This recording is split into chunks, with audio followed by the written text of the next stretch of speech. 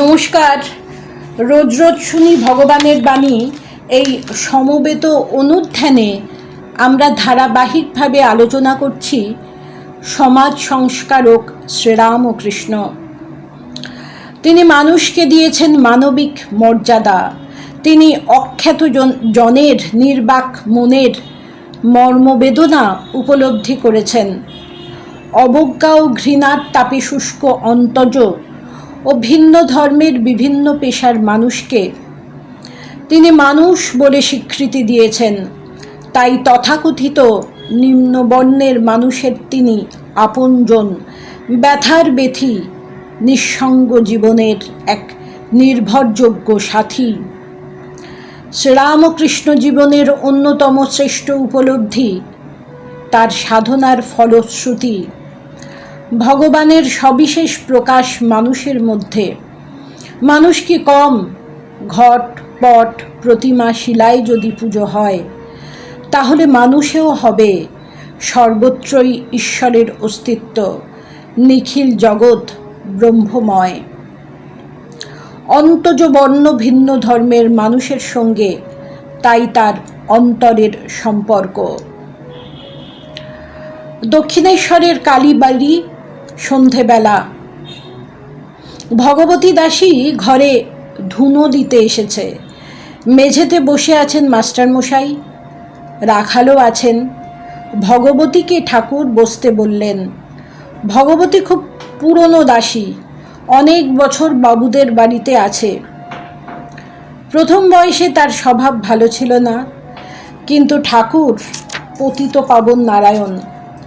কথাবার্তা চলছে। সাহস পেয়ে ভগবতী শ্রীরামকৃষ্ণের চরণ স্পর্শ করল। ঠাকুরের যেন বিছে কামড়ানোর মতো যন্ত্রণা তিনি অনুভব করলেন। তাই দেখে দাসী জীবন মৃতা। দাসীর অন্তরের ব্যথা ঠাকুর বুঝতে পারলেন। শাসন তর্জন নয়, স্নেহের প্রলেপ। তিনি ভগবতী দাসীকে বললেন, বস, গান শোনাই।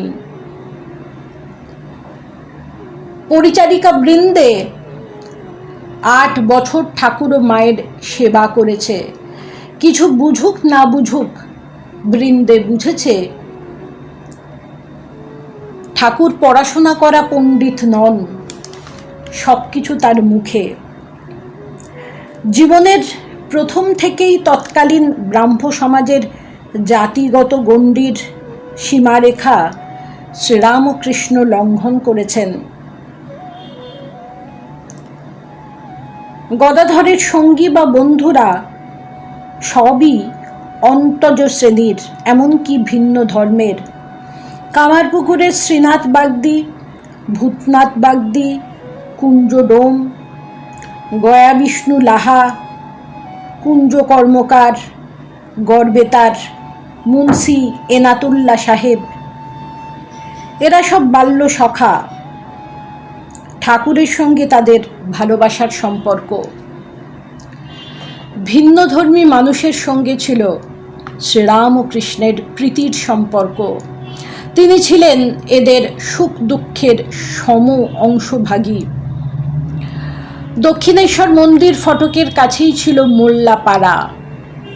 শেখ নামদার, শেখ কামদার, মৌলবী কেরামত আলী, জাহেদা বিবি, রাকিয়া বিবি, এরা ছিল ঠাকুরের স্নেহভাজন এবং আশীর্বাদধন্য। শেখ আব্দুল শোভান কামারহাটি জুট মিলের কর্মী। শোভানের 2টি মেয়ে মারা গেছে। ছেলেটির অন্তিম অবস্থা। জবাব দিয়েছে কবিরাজ।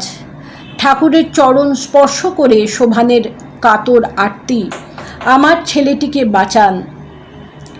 শ্রীরামকৃষ্ণ মায়ের প্রসাদী বেলপাতা দিলেন ছেলেটির জন্যে, বললেন ছেলের মাথায় স্পর্শ করাতে। অশান্ত শোভানের মন শান্ত হলো না। তার বিশ্বাস শ্রীরামকৃষ্ণ তার বাড়ি গিয়ে ছেলেটিকে আশীর্বাদ করলে ছেলেটি বেঁচে যাবে। পিতৃহৃদয়ের ব্যাকুলতা নিয়ে বারবার অনুরোধ করছে শোভান। ঠাকুর রাজি হচ্ছেন না। শোভান এবার বলল, ঠাকুর মশাই, মুসলমান বলে কি কুটিরে যেতে আপনার আপত্তি? শুনে লাফিয়ে উঠলেন শ্রীরাম ও কৃষ্ণ।